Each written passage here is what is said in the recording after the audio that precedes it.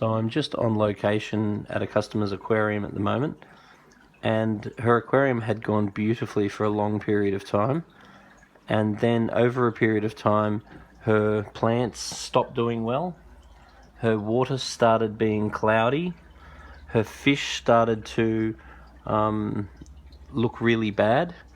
Then in a little bit of desperation she did quite a big water change and lost most of the fish.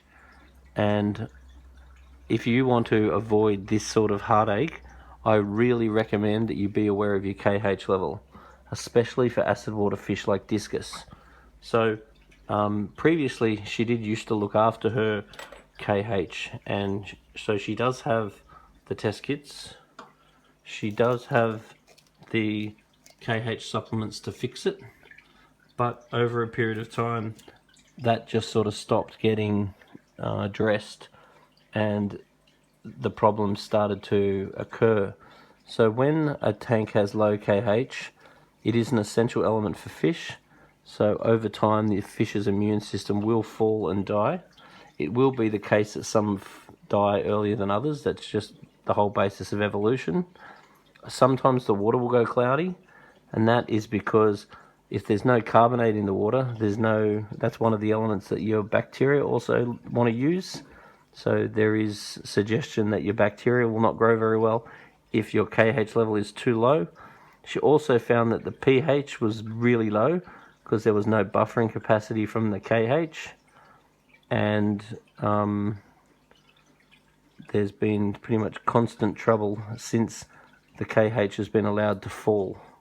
So cloudy water, low pH, and plants dying, fish struggling are all signs that the KH can be low. She was also having a lot of trouble controlling ammonia, and that's once again related to the low KH.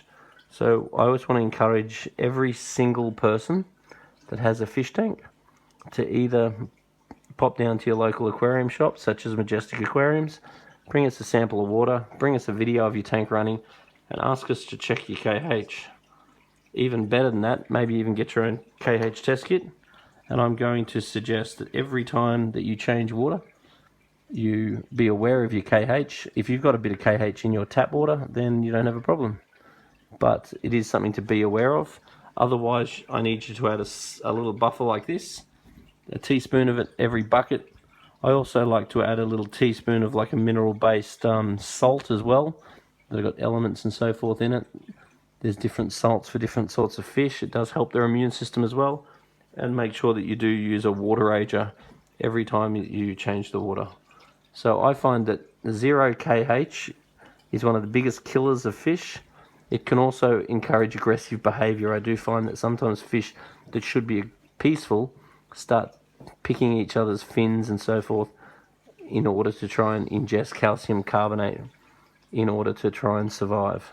So the moral of the story is, no matter who you are, no matter what fish you've got, go and get yourself a KH test kit.